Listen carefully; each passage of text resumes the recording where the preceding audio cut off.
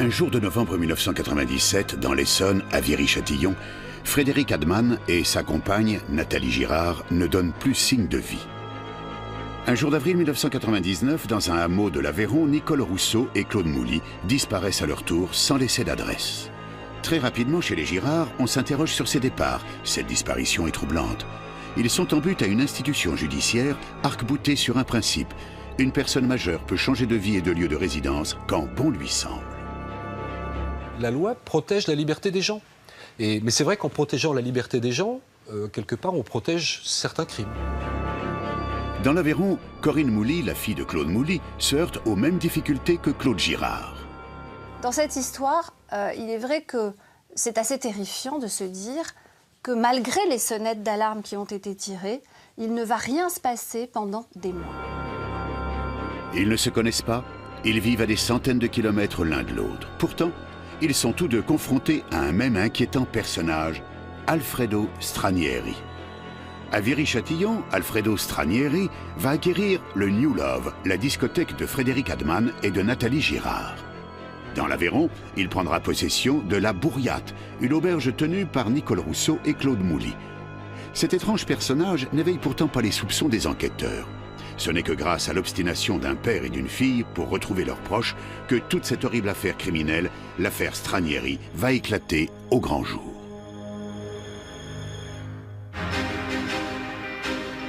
Tout commence en octobre 1997. Alfredo Stranieri voit une annonce dans un journal de vente aux particuliers. Il remarque un restaurant-discothèque, le New Love, situé au 44 boulevard Alsace-Lorraine à Viry-Châtillon.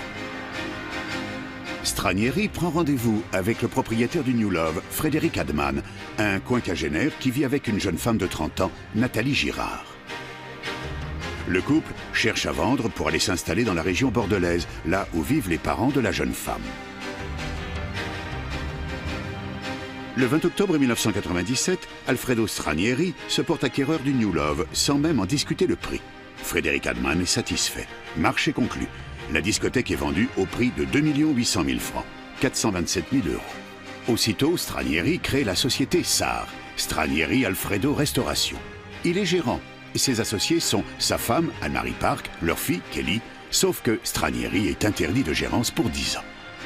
Le 7 novembre 1997, Stranieri et Frédéric Adman signent devant notaire un bail de gérance et une promesse de vente. 5 jours plus tard, Stranieri achète une carabine Vandolon Rifle, un silencieux et une lunette de visée sous une fausse identité.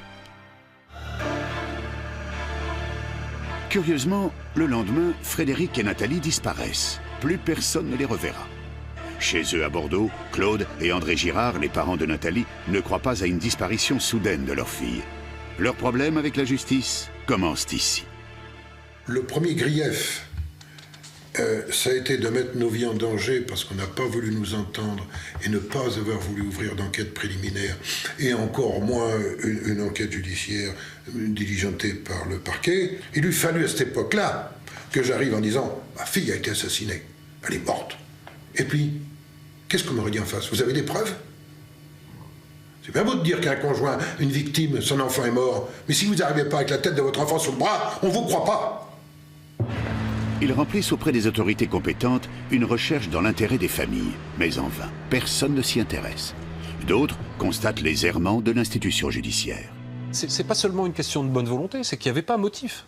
On ne pouvait pas, dans les circonstances telles qu'elles existaient à ce moment-là, faire une enquête judiciaire parce qu'il n'y avait pas de motif qui permettait d'ouvrir une enquête judiciaire. Florence Rolt, l'avocate des parents de Nathalie, s'explique. Dans cette histoire, il est vrai que c'est assez terrifiant de se dire que malgré les sonnettes d'alarme qui ont été tirées, il ne va rien se passer pendant des mois. Claude Girard écrit au procureur de la République d'Évry. Il n'aura jamais de réponse. La raison surprend. C'est pas parce qu'on écrit au procureur de la République que le courrier qu'on envoie arrive sur le bureau du procureur de la République. Pour qu'un courrier arrive sur mon bureau, il fallait qu'il soit adressé à M. Davnas, procureur de la République, ce qui a été le cas lorsque M. Girard a personnalisé son courrier. Sinon, avant, le courrier qu'il adressait au procureur de la République était traité d'une façon anonyme et banale par les services de mon parquet, par le service de police auquel on s'était adressé. La justice est sourde à l'appel des parents de Nathalie. Votre fille est majeure, elle fait ce qu'elle veut. Le sourire de Nathalie donne de l'énergie à son père. Il décide de mener sa propre enquête. Il recueille le témoignage de la voisine de Frédéric Adman. Le soir du 13 novembre, Madame Derdelais, qui était une femme âgée, curieuse, mais qui avait toute sa tête, elle est inquiète. Il y a un nouveau voisin. Quels sont ces gens? Elle sort, sous prétexte d'aller faire prendre l'air à son chien, elle va dans le jardin. Et elle voit quelqu'un dans le jardin de l'auberge. Les jardins sont mitoyens. Et elle interroge. Qu'est-ce que vous faites? Et on lui répond, on creuse une piscine. Et nous sommes le 13 novembre. Et Adman était vivant le 13 novembre au matin. Et ma fille aussi. Ses recherches sont fructueuses. Stranieri se fait passer pour Adman. Les entrepreneurs contactés par Stranieri pour des travaux dans la discothèque le confirment. Claude Girard retourne au commissariat d'Athis-Mons. Il a plus de chance que d'habitude, car une policière l'écoute. Il y a une petite policière d'Athis-Mons, je crois, qui dit dans son PV adressé au parquet, bon, manifestement, Stranieri usurpe l'identité d'Adman. C'est tout, puis ça sera classé sans suite, ça s'arrête là. Un coup d'épée dans l'eau.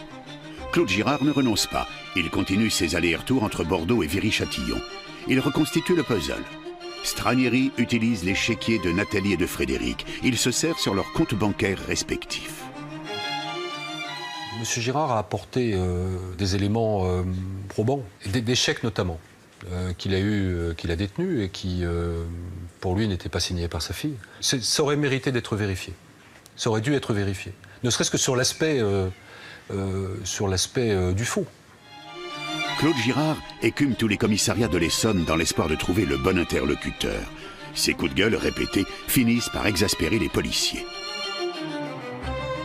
Je vais à Montgeron en disant, écoutez, j'ai des éléments pour cette histoire, je voudrais être reçu, je voudrais refuser, monsieur. Et puis on me dit, si vous insistez, on va vous virer. Claude Girard ne parvient pas à convaincre les policiers. Jérôme Glaise, journaliste au Parisien, s'intéresse à cette affaire depuis le début. Claude Girard lui confie ses craintes. Le journaliste recueille un peu plus tard les confidences des enquêteurs. Ils disent ah oui, on le connaît, lui, ça fait des mois et des mois qu'il nous court après, il vient nous voir. Et donc je comprenais clairement qu'il les fatiguait. Il voulait absolument secouer les enquêteurs, secouer les policiers en leur disant mais recherchez-les, vous faites rien, il n'y a pas d'enquête, je vous mets les preuves sous le nez, je vous montre des chèques, c'est pas la signature de ma fille, vous n'en faites rien, vous ne faites aucune investigation.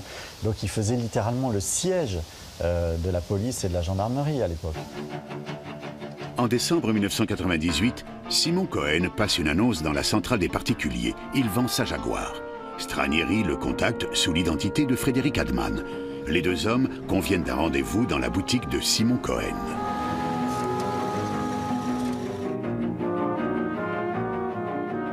Il vient à la boutique un samedi après-midi.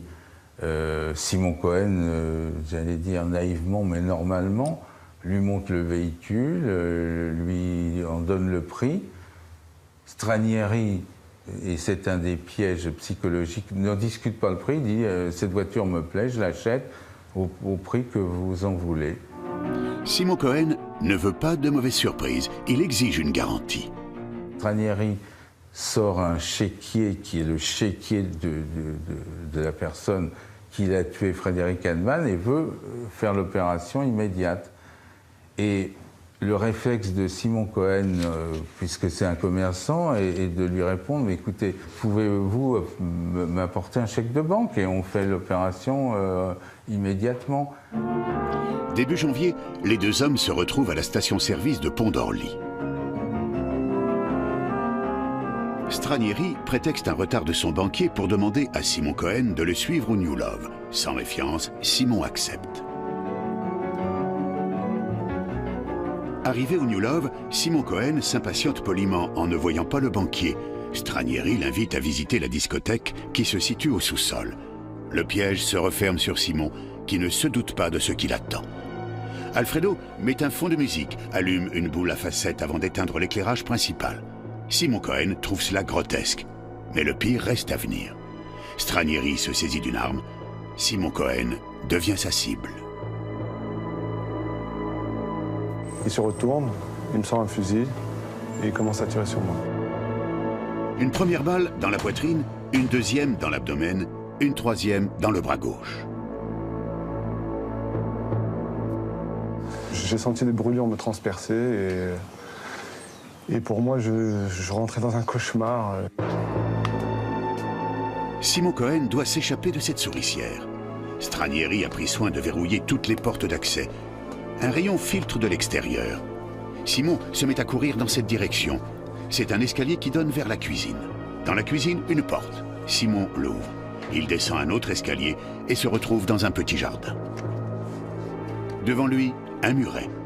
Dans une énergie incroyable, il l'escalade. Simon s'écrase comme une masse dans le jardin des Lamour, un couple de retraités. Il les supplie de l'aider. Immédiatement, M. Lamour appelle les secours. Stranieri n'avait pas prévu ça. C'est avec beaucoup de chance que l'affaire Cohen va rater.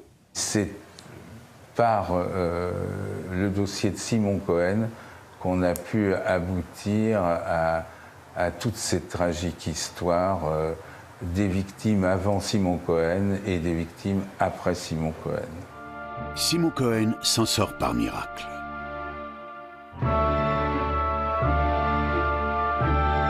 Alfredo Stranieri prend la fuite. Sur place, il laisse une pièce à conviction, la 22 long rifle. Une information judiciaire est ouverte pour élucider la tentative d'homicide dont a été victime Simon Cohen. Simon Cohen survivant, Alfredo Stranieri doit se faire oublier. Il effectue des réparations sur sa voiture qu'il paye avec un chèque au nom de Hadman. Sa cavale commence. Au nez et à la barbe des policiers, Stranieri donne rendez-vous à sa femme sur un parking. Elle lui apporte des vêtements et de l'argent retiré avec la carte de crédit de Nathalie Girard.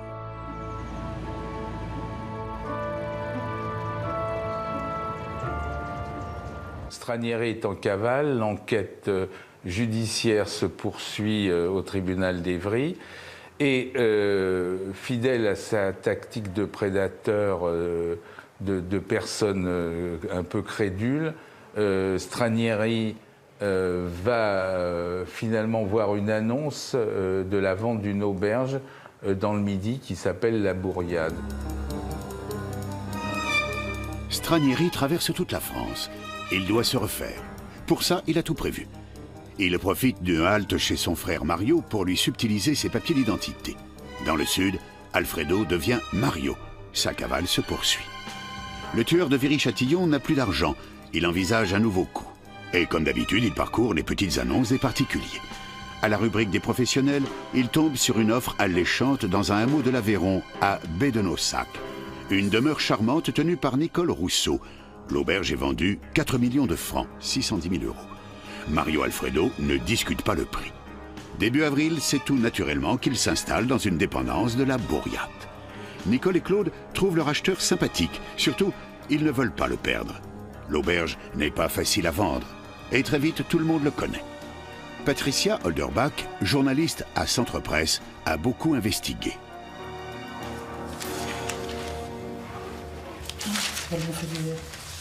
Stranieri s'est promené au grand jour pendant plusieurs jours aux côtés de Nicole Rousseau et de Claude Mouly. Il a été présenté officiellement comme le repreneur, présenté à tout le monde. Et personne n'a eu de doute en fin de compte. Stranieri, il n'est pas arrivé brutalement à la Bourriade. Il n'est pas arrivé comme ça du jour au lendemain, des gens partent, un autre est là. Il est rentré dans le paysage pour devenir presque naturel. Puis quand les gérants sont partis, ça a étonné personne qu'il soit là. Loïc Villerbu, directeur de l'Institut de criminologie de Rennes 2, confirme l'attitude de Stranieri. Il a un art manifeste de séduire. Il a l'art manifeste de trouver les mots, les gestes, les postures, les comportements qui permettent à l'autre de se trouver rassuré. C'est un personnage qui peut être chaleureux, au moins superficiellement. Le 9 avril 1999, une promesse de vente est enregistrée chez le notaire de Cap-d'Enac. Les premières fois, Stranieri s'est présenté à l'étude du notaire capdenacois en compagnie de Nicole Rousseau et Claude Mouly.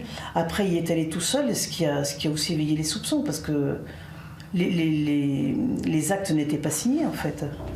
À l'issue de la signature, Stranieri prétend avoir remis en main propre à Nicole Rousseau un chèque de 200 000 francs. Et ce chèque ne sera pas retrouvé.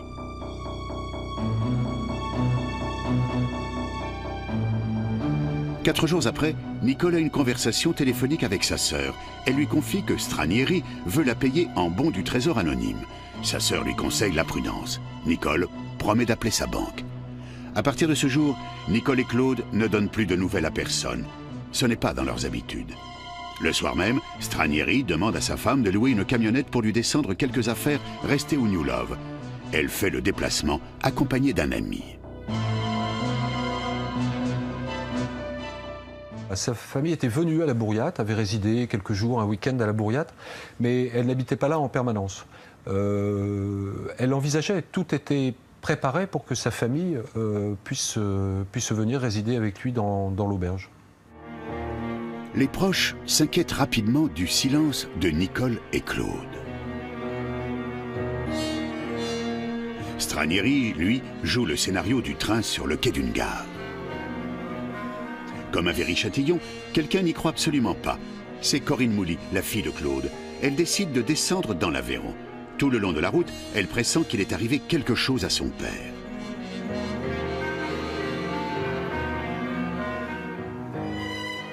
Corinne Mouly a perdu son père, qui a lui aussi mystérieusement disparu du jour au lendemain. Et elle le recherche. De la même manière, il disparaît sans donner de nouvelles, alors qu'il est très proche de sa fille, que l'un et l'autre ne font qu'un, qu'ils se donnent des nouvelles tout le temps, qu'ils font tout ensemble, que ni l'un ni l'autre ne va prendre une décision sans avertir qui son père, qui sa fille. Et du jour au lendemain, tout s'arrête sur le quai d'une gare. Il a soi-disant pris un train et il n'est nulle part et il ne reviendra pas. Corinne s'aperçoit que son père est parti sans son traitement médical journalier indispensable. Corinne Mouly, effectivement, elle fait partie des gens qui ont fait naître ce sentiment qu'il s'était passé quelque chose d'anormal. Corinne raconte la disparition de son père et de sa compagne. Elle cite le nom de Stranieri. Aucune réaction des policiers qui restent indifférents à ce dernier détail. Pourtant, Stranieri est recherché comme témoin dans la tentative d'homicide de Viry-Châtillon.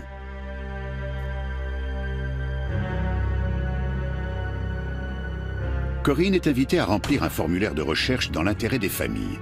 Désespérée, elle appelle 20 fois, 30 fois son père. Pas de réponse. Ça ne lui ressemble pas. Rongée d'angoisse, elle reprend la direction de Bèze de Naussac. Là, elle s'installe dans la maison de son père, juste en face de l'auberge. Toute la journée, elle traque Stranieri, au risque de mettre sa propre vie en danger.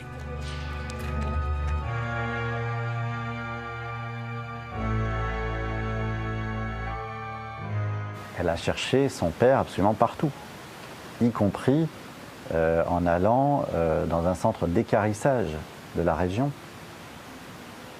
en escaladant les tas de carcasses animales, en espérant y trouver la trace de son père. Est-ce que vous imaginez un petit peu l'état d'esprit dans lequel elle est à ce moment-là? Elle tape à la porte de la Bourriate et elle pose des questions. Elle tente de piéger Stranieri. Le face-à-face est terrible. Nullement déstabilisé, Stranieri ment de manière éhontée. Alfredo Stranieri sait très bien dire à ses interlocuteurs ce qu'ils ont envie d'entendre. Et donc il leur explique qu'ils sont partis probablement refaire leur vie, pourquoi pas en Afrique du Nord ou ailleurs. Voilà. Donc c'est vrai que dans un premier temps, les enquêteurs ne déclenchent pas, on va dire, des recherches extraordinaires. Il pense toujours par scénario, et que son mode opératoire, c'est toujours du scénario. Ce qui ne veut pas dire qu'il y a un calcul fin et très précis du scénario, mais il pense toujours dans cette capacité qu'il a à mettre l'autre à une place particulière. Il lui donne un rôle dans un scénario. Et le rôle dans un scénario qu'il lui donne, ben, c'est le rôle que l'autre attend. Hein, et de cette manière, il peut pousser le bouchon toujours un peu plus loin. À la fin du mois de mai, le notaire de Capdenac s'inquiète à son tour. Nicole ne s'est pas présentée pour la signature définitive de l'acte de vente. Pendant ce temps, Stranieri manigance une vente sous seing privé en toute légalité. En juin, il est officiellement le propriétaire de la Bourriate. Après plusieurs semaines, Corinne Mouly finit par intriguer les gendarmes, surtout quand elle leur apprend que le dénommé Mario s'appellerait en fait Alfredo Stranieri. Le 7 juillet 1999, les gendarmes décident de vérifier l'identité de Stranieri. On décide de convoquer Stranieri à la brigade locale, à la brigade de gendarmerie locale, pour faire une vérification d'identité. C'est une procédure, on a 6 heures en fait pour établir l'identité de la personne, en tout cas prouver que ce qu'elle présente comme document d'identité est faux, ou en tout cas ne correspond pas à elle. Et là, on comprend alors que celui qui se fait appeler Mario Stranieri, en fait, est Alfredo Stranieri. Alors on n'en a pas la preuve parce que Stranieri, dans l'Aveyron, a exhibé une carte d'identité au nom de Mario, qui colle, qui va bien, même âge, la photo à peu près ressemblante, etc. En attendant d'avoir l'information sur l'identité de Stranieri, les gendarmes l'interrogent sur la disparition du couple d'aubergistes.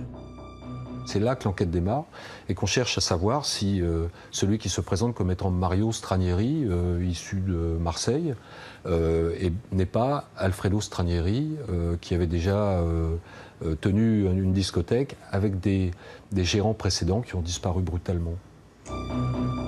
La fausse identité est établie. Alfredo Stranieri est placé en garde à vue. Il s'avère que ce n'est pas Mario Stranieri, c'est Alfredo Stranieri. Et quand on passe Alfredo Stranieri au fichier de la police, on trouve qu'il était impliqué dans une fusillade dans son établissement à Viry-Châtillon. Jérôme Glaise, le journaliste du Parisien, a vent de l'information. Il en profite pour orienter les gendarmes sur l'étrange affaire des disparus de Viry-Châtillon, qui présente des coïncidences avec celle de la Bourriate. Ce en quoi mon rôle a consisté, ça a été de signaler très tôt aux gendarmes de l'Aveyron qu'il y avait une autre affaire de disparition inquiétante en région parisienne, ce qu'ils ne savaient pas. C'est en ça que ça a permis d'accélérer un peu le mouvement. Et du coup, j'ai appris aux gendarmes de l'Aveyron beaucoup de choses sur ce qui s'était passé en région parisienne, des choses qu'ils ne savaient pas, qu'ils auraient fini par apprendre en poursuivant leur enquête. Mais le temps de l'enquête judiciaire est plus long que le temps de l'enquête journalistique, évidemment. On cherche à en savoir un petit peu plus sur d'autres domaines. Il montre l'acte d'achat de la Bourriate, etc. Il se trouve qu'on peut comparer les signatures des vendeurs avec d'autres documents et que les signatures ne correspondent pas. La garde à vue est prolongée. François-Xavier Berger, avocat du barreau de Rodez, va assurer la défense de Stranieri. Cette affaire est arrivée tout à fait par hasard puisque j'ai assuré une permanence pénale et on m'a demandé d'aller assister une personne qui était placée en garde à vue dans les locaux de la brigade de gendarmerie de Cap-de-Nac. Et là, on m'a présenté donc une personne qui s'appelait à l'époque donc Mario Stranieri et qui était soupçonné d'avoir commis des escroqueries. Face aux questions des enquêteurs sur la disparition de Nicole Rousseau et de Claude Mouly, Stranieri n'en démord pas. Le 12 avril 1999, il les a déposés à la gare. Quand les gendarmes posaient la question à Alfredo Stranieri, ils disaient mais ils sont partis. Je les ai emmenés à la gare de Figeac. Une autre fois c'était ah mais non je les ai emmenés à la gare de Brive. Et la troisième fois c'était à la gare de Cap-de-Nac. Après ils étaient partis en cure. Après ils avaient le sida. C'est étrange toutes ces disparitions sur le passage de Stranieri. Voilà 20 mois que Claude Girard remue ciel et terre sans réaction. C'est vrai que Claude Girard, tout comme Corinne Mouly, se battent un peu contre des moulins à vent hein, quand ils s'aperçoivent que leur proche a disparu et qu'ils ne comprennent pas et qu'ils ont intimement perçu qu'il se passait quelque chose d'anormal puisque effectivement on a un père très lié à sa fille, on a une fille très liée à son père et des deux côtés il n'y a jamais de blanc.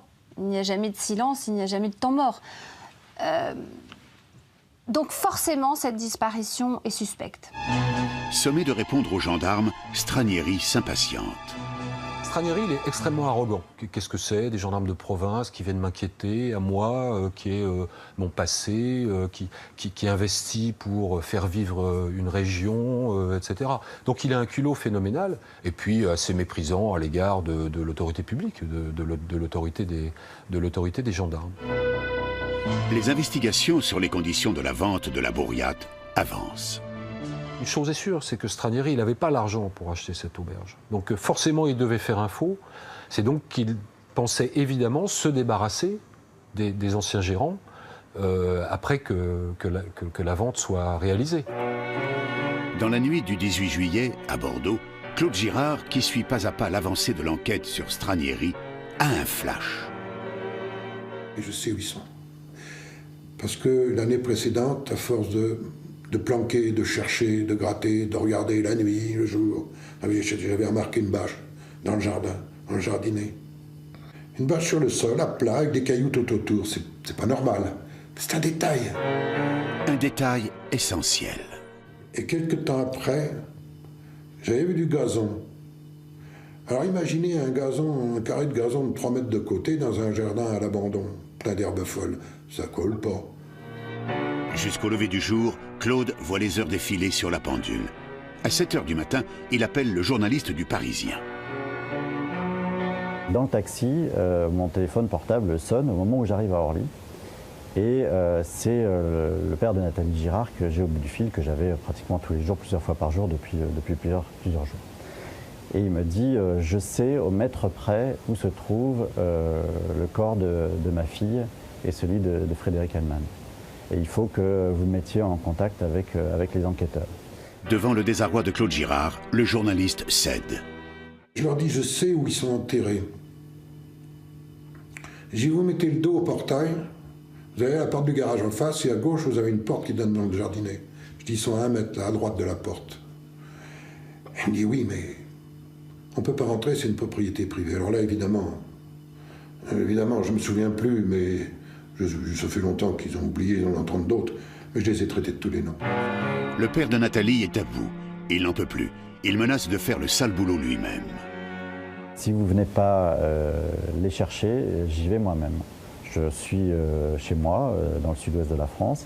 Je prends ma voiture, je monte sur Viry-Châtillon. Dans mon coffre, j'ai une pelle et une pioche. Et j'irai moi-même déterrer le corps de ma fille et de son ami. Après la menace du père de Nathalie, la communication remonte très vite jusqu'au procureur d'Évry. Le procureur de la République de l'époque, qui s'appelait Laurent Davenas, a eu peur, et ça je l'ai appris par la suite, que le père de Nathalie Girard, effectivement, fasse ses recherches en compagnie de journalistes qui plus est. Il pensait que les journalistes étant au courant de ça, ils allaient venir filmer les opérations dans le jardin de l'auberge, de la boîte de nuit de Viry-Châtillon. Voilà pourquoi le procureur a trouvé cet artifice juridique, puisqu'il n'y avait absolument aucune raison juridiquement a priori d'aller fouiller dans ce jardin, d'une perquisition dans le cadre de l'enquête sur la tentative de meurtre de M. Cohen dans le sous-sol de la boîte de nuit. La version du procureur est loin d'être celle du père de Nathalie Girard, qui affirme n'avoir jamais rencontré Laurent Davenas avant la découverte des corps. Je rencontre ce monsieur très remonté, on pouvait le comprendre. Je trouvais qu'il avait des accents de sincérité, donc je décide de m'intéresser à lui, à ce qu'il me racontait. J'appelle le directeur de la police judiciaire de Versailles, je lui fais part de l'entretien que j'ai eu avec M. Girard et je lui dis, tiens, j'ai envie que nous allions ensemble voir ce qui se passe dans cette discothèque et notamment fouiller le jardin. Dès l'annonce de l'interpellation de Stranieri début juillet, Claude Girard va à la rencontre de Corinne Mouly. Dès qu'il a eu connaissance de l'arrestation de Stranieri par mon intermédiaire, Claude Girard est donc allé dans l'Aveyron. Il a rencontré les familles des disparus de l'Aveyron. Ils ont comparé pendant une nuit entière leurs récits. Ils se sont rendus compte que Alfredo Stranieri leur racontait le même bobard quasiment mot pour mot. Puis il a fallu d'une certaine manière aussi qu'ils s'allient tous les deux, qu'ils finissent par se rencontrer, qu'ils finissent par échanger et qu'ils fassent presque le travail des enquêteurs. Et donc ils ont compris évidemment que la situation était très grave. Et à ce moment-là, ils ont compris, toutes ces familles ont compris qu'ils ne reverraient plus leurs proches. C'est le 19 juillet que Stranieri est transporté par les gendarmes sur le site de la Bourriade pour tenter de trouver des indices. Pourquoi pas les corps de Nicole et de Claude? La gendarmerie déploie les grands moyens, hélicoptères, chiens, une cinquantaine de gendarmes et des techniciens de l'IRCGN, l'Institut de recherche criminelle de la gendarmerie nationale. Et on cherche, on sonde, on fait venir des chiens, on fait, etc. C'est un petit peu difficile et après pratiquement 2 jours d'investigation, on n'a toujours pas trouvé ce que nous cherchions. Et puis on n'a pas trouvé de preuves non plus d'actes de violence commis contre les anciens propriétaires de la Bourriate. Tout s'emballe. À vive allure, Claude Girard roule vers Viry-Châtillon. Il ne décolère pas.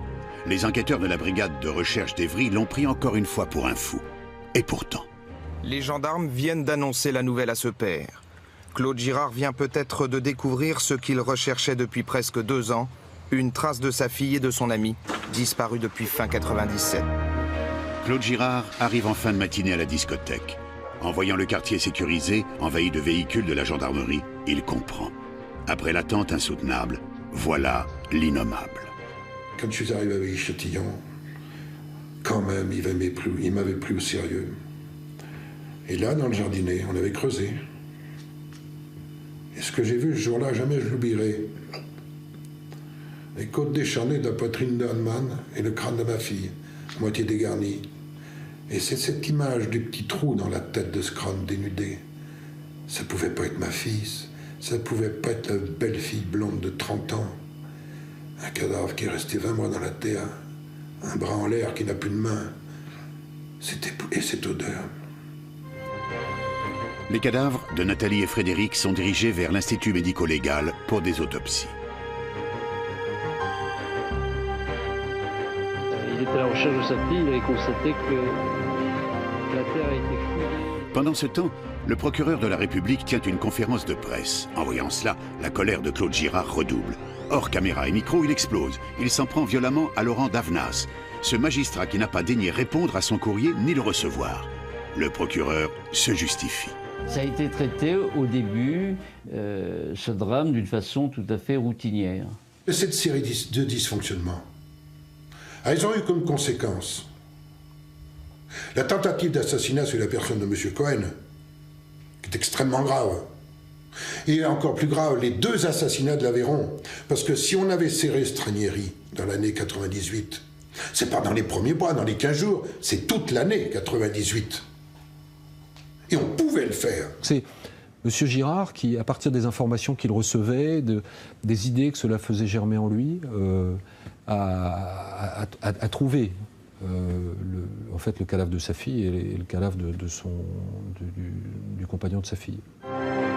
Le procureur, quant à lui, campe sur ses positions. Il aurait toqué à ma porte, je l'aurais reçu. Je suis comme ça, je l'aurais reçu, donc on aurait gagné du temps. Dans l'Aveyron, après 2 jours de recherche vaine, la découverte macabre de l'Essonne va tout changer. Devant cette information, Stranieri reste toujours impassible. Et le lendemain, on commence des investigations également avec un engin de chantier, mais sans aller chercher, en analysant le terrain, c'est-à-dire en voyant où la terre avait été fraîchement. C'était presque 4 mois, mais où il y a des pousses récentes, etc. Tous les médias sont là. Les gendarmes s'agitent dans tous les sens. L'ambiance est sulfureuse. Il y avait une espèce de plate-bande devant l'auberge où il y avait des fleurs qui avaient été fraîchement plantées. Et ils ont décidé de creuser là. Et le premier coup de pelle, il y a eu un grand cri. Et c'est là qu'on a découvert les corps de Nicole Rousseau et Claude Mouly. Puis rapidement, dans l'après-midi, vers 16 ou 17 heures, en grattant avec l'appel du bulldozer, on a découvert les cadavres. Et Stranieri était présent à ce moment-là. Et c'est le seul moment de toute l'enquête où je l'ai vu frémir.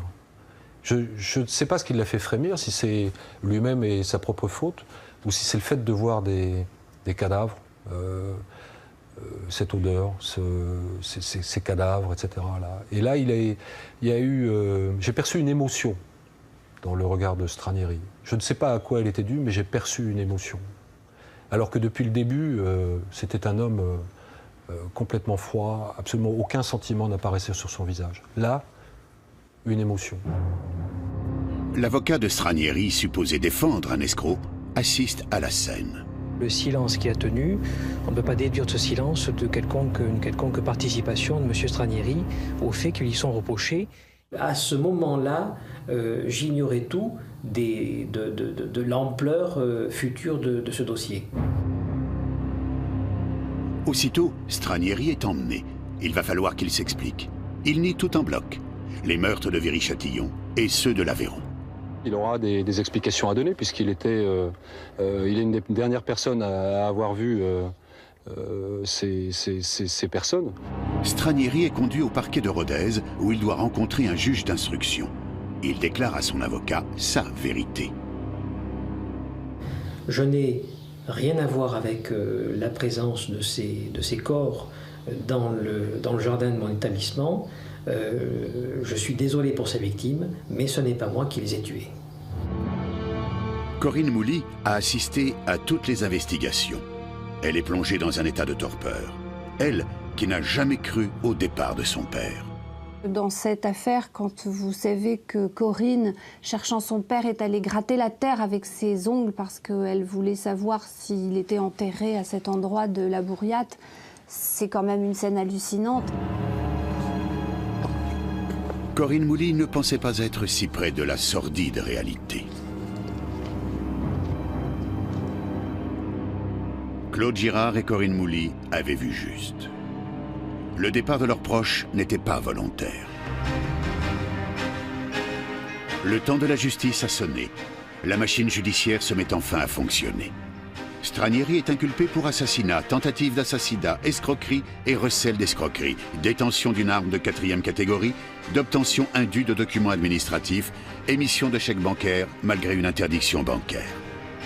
L'enquête et instruction vont durer plus de 2 ans. L'affaire Stranieri, c'est plus de 50 kilos de dossiers répartis en 18 volumes. Stranieri aura usé 4 juges d'instruction sans avouer. Pendant toutes les années d'instruction, à chaque interrogatoire, le juge d'instruction, que ce soit le juge d'instruction de Rodez ou le juge d'instruction d'Evry, nous avions toujours la même question qui était posée. C'était « Monsieur Stranieri, avez-vous tué Nicole Rousseau? Avez-vous tué Claude Mouly? Avez-vous tué M. Adman? Avez-vous tué Nathalie Girard ?» Et la réponse était systématiquement « Non, je ne les ai pas tués. » Quand on l'interroge sur la tentative d'homicide de Simon Cohen, il répond que c'était de la légitime défense. Qu'il n'a pas pu nier, c'est que à la fois le 22 long rifle était son arme, qu'on ne lui avait jamais volé, que les balles étaient bien les mêmes que celles avec lesquelles il avait tenté d'assassiner Simon Cohen, et surtout que ce qui est extrêmement révélateur de ses agissements crapuleux, c'est que dès qu'il avait signé chez le notaire la promesse d'achat du New Love, il s'était rendu avec un faux nom chez un armurier pour acquérir ce fameux 22 long rifle. Donc, il y avait la preuve de sa préméditation. Si Nathalie et Frédéric ont été abattus avec le 22 long rifle, en revanche, les circonstances du double crime de l'Aveyron restent inconnues. Comment ont-ils été tués? Par des coups portés à la tête, par un objet contondant, comme on dit, c'est-à-dire un objet lourd qui fracasse. On n'a jamais pu établir réellement le scénario des meurtres. Ce qui arrange bien les défenseurs de Stranieri. Nous ne savons pas où elles sont mortes. Nous ne savons pas comment elles sont mortes. Et nous ne savons pas avec quelle arme elles ont été tuées. L'arme des crimes de la Bourriate n'a été ni identifiée ni retrouvée. Mais il n'empêche que les dysfonctionnements judiciaires accumulés posent un vrai problème. Les enquêteurs auraient dû voir une connexion entre les 3 affaires.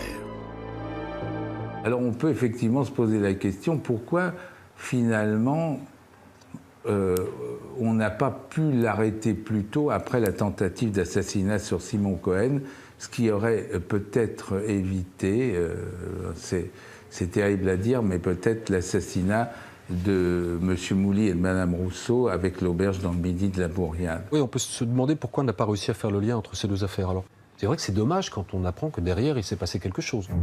Stranieri a-t-il commis ces crimes tout seul? Toute la famille de Stranieri a mené la grande vie. 10 ans après les faits, la question demeure. Il avait pris l'habitude quand même d'un certain train de vie. Il fallait qu'il entretienne sa femme, il fallait qu'il entretienne sa maîtresse.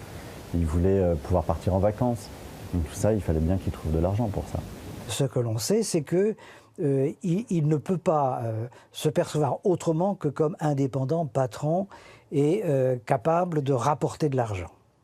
Ce qui veut quand même dire que dans le milieu, dans son environnement proche, l'argent est une valeur sûre, par le faire-valoir que ça peut lui apporter.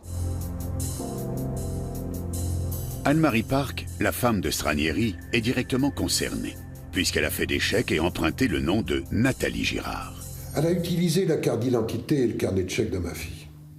Elle va poser sa photo sur la carte d'identité de ma fille, et elle a le carnet de chèques de ma fille. La femme de Stranieri va de plus en plus loin.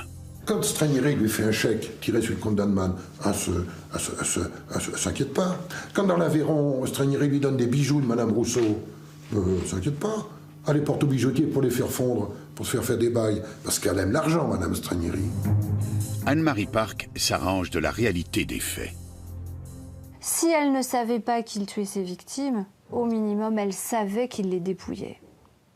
Il faut quand même avoir un sacré tempérament pour être capable d'utiliser les affaires des autres, l'échiquier encore, mais porter les vêtements, utiliser un sac, finalement utiliser des objets très personnels ayant appartenu à des gens dont on ne sait pas ce qu'ils sont devenus. Et bien tout ça, ça ne l'a pas gêné un seul instant. On peut se poser la question, à qui profite le crime ? L'environnement, le quotidien, familier, est aussi à voir et à comprendre comme un pouce au crime. Mais pas forcément un pouce au crime au sens de je pose un acte délictuel, mais un pouce au crime au sens où ce que j'attends de toi, c'est que tu réalises ce que je veux. Quand un environnement ne dit rien, il ne fait pas obstacle et continue à engranger les bénéfices de la situation. Les enquêteurs n'ont pas cru à la naïveté de la femme de Stranieri. Quelque part, on se dit qu'elle ne pouvait pas ne pas avoir compris, à défaut de savoir, ne pas avoir compris que son mari avait commis des crimes et se trouvait brutalement propriétaire alors qu'elle savait qu'il n'avait pas d'argent, qu'il avait... c'était impossible, quoi. Ou alors, elle ne réfléchit pas et elle prend les choses en les avalant sans aucun esprit de contrôle, sans aucune interrogation. Anne-Marie Park a fait 15 mois de préventive à Fleury-Mérogis pour complicité d'assassinat. Ne reste que des poursuites pour escroquerie. Elle est renvoyée devant le tribunal correctionnel et en février 2003, c'est en qualité de témoin qu'elle comparaît à la cour d'assises d'Évry. Alfredo Stranieri comparaît devant la cour d'assises. Le procès va durer 10 jours et il est seul dans le prétoire. Les Stranieri ont divorcé.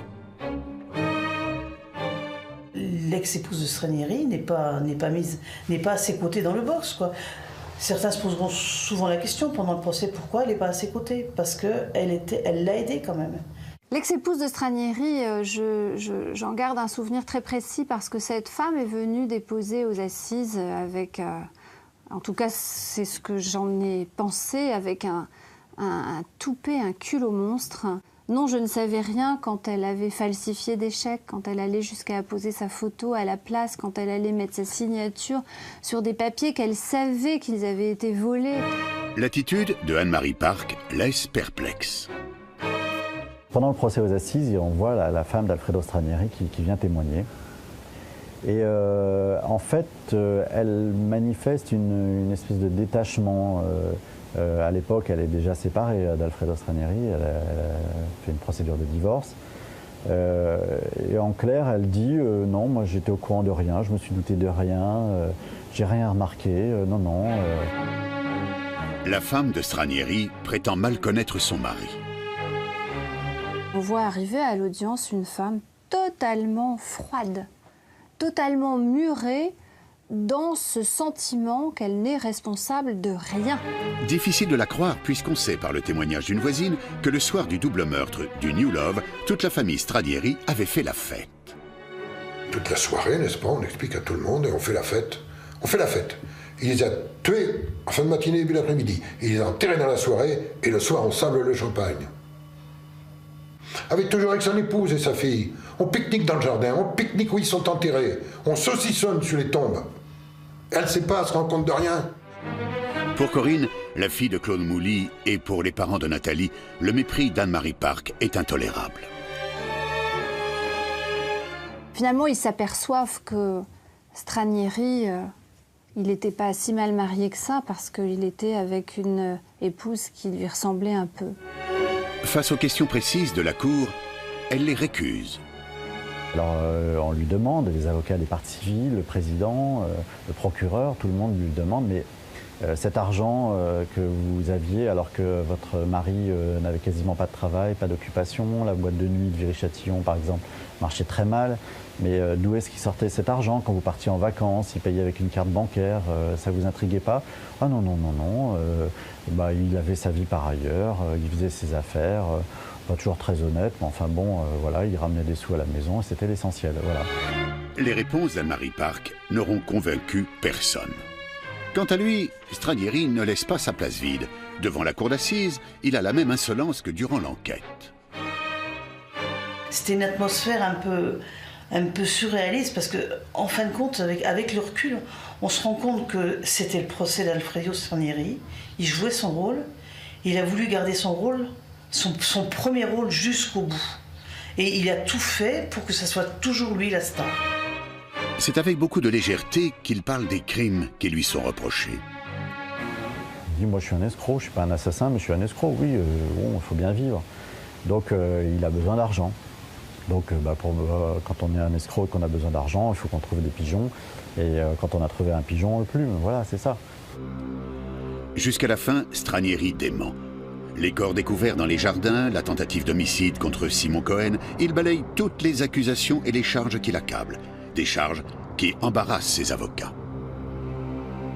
Difficulté majeure pour la défense, c'est bien évidemment le fait que ce soit en Aveyron ou dans l'Essonne, nous avons 2 corps qui sont enterrés dans le jardin, à proximité de l'établissement.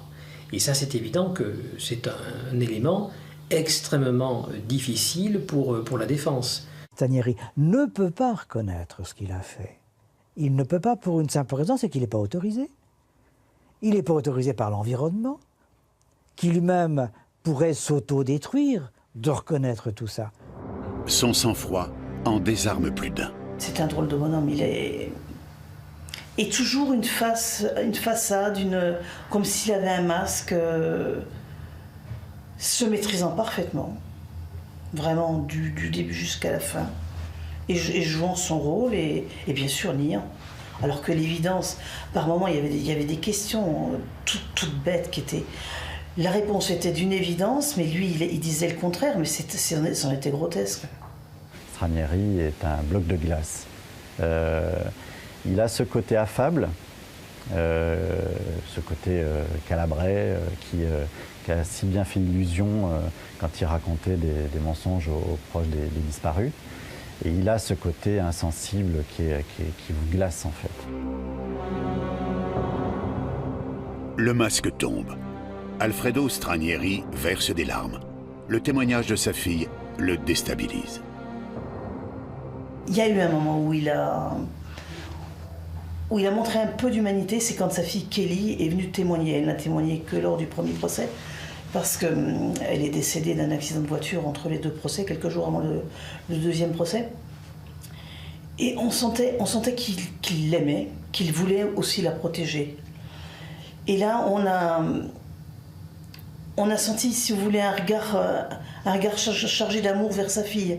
Mais c'est peut-être la seule personne qui les regardait avec amour pendant tout ce procès.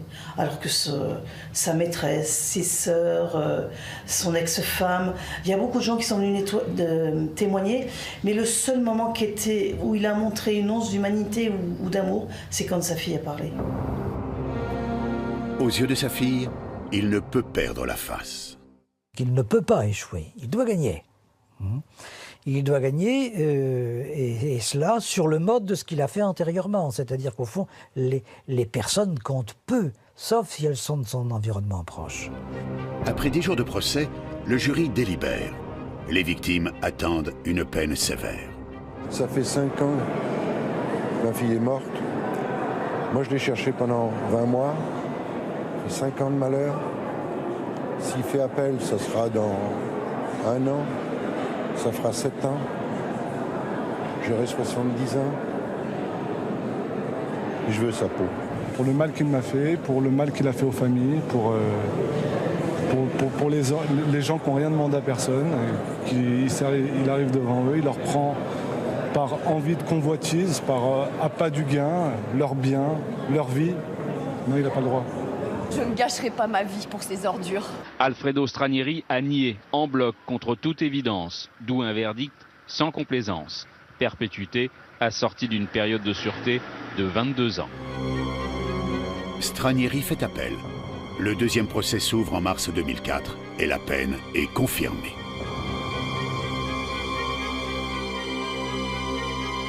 Comment Alfredo Stranieri, vulgaire escroc, devient-il un assassin? Si on y regarde comme ça, de loin, c'est un petit escroc, c'est un pauvre type finalement, Stranieri. Il est rien, il n'est pas grand-chose, il ne sait pas faire grand-chose. Comment est-ce que ce petit escroc de bas étage va finir par se révéler être un tueur ? Et un tueur en série. Il faut d'abord qu'on mette l'accent sur le plaisir qu'il éprouve à chasser, c'est-à-dire à chasser la bonne affaire. On ne naît pas comme ça, on le devient par expérience. Est-ce que l'on doit penser qu'il est tout prémédité? Non, parce que c'est un joueur. Comme tout joueur, il ne peut pas arrêter. Le plaisir de la chasse est permanent. Le plaisir de s'approprier le bien, donc en prenant l'identité de l'autre, est permanent. Donc ça ne peut pas s'arrêter. Le jeu aurait-il pu continuer encore longtemps? Pas vu, pas pris. Je pense même que c'est une des expressions qu'on peut retrouver dans les propos qu'on a tenus sur lui, ou qu'il a tenus sur lui-même. Pas vu, pas pris. Un crime commis une fois dans une certaine circonstance, organisé par lui à Viry-Châtillon. Un autre commis dans l'Aveyron, encore une fois organisé par lui, et ça marche. Je crois que s'il s'était ennuyé à la Bourriate, ou si pour une raison quelconque il avait dû quitter la Bourriate, pourquoi pas recommencer ailleurs? C'est ça l'impunité. L'impunité, c'est ça marche, on continue. Ça fait froid dans le dos quand on sait ce que les enquêteurs ont saisi à la Bourriate. Dans la procédure, les enquêteurs ont retrouvé plusieurs journaux d'annonces avec des annonces entourées, d'autres affaires possibles, etc. Et j'essaie d'imaginer la chance qu'ont eu les gens qui correspondaient à ces annonces de ne pas être tombés dans les griffes de Stranieri. Et là, on est vraiment... quand on pense à ça, il y a un côté loterie qui est absolument terrifiant. Alfredo Stranieri a-t-il changé après 10 ans de détention? Il n'a pas dû fondamentalement changer. Il n'y a pas de raison d'imaginer qu'il est à l'intérieur différent de ce qu'il était à l'extérieur. Claude et André Girard ont déposé une requête devant la Cour européenne des droits de l'homme pour dénoncer les dysfonctionnements de la justice française. Elle a été jugée recevable en janvier 2009. Si Claude poursuit son combat, sa femme André ne veut garder que le souvenir de leur fille. Simon Cohen est devenu croyant et pratiquant.